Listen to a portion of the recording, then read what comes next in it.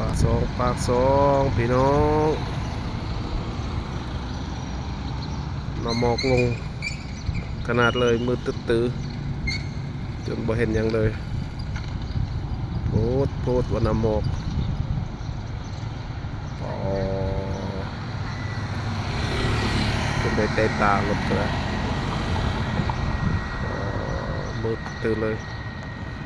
บรรยากาศดีขนาดเลยพี่น้องอันนี้แหละเกิดมาปากซองดินแดนภูเขาไฟปากซองหนาวปากซองบริเวณ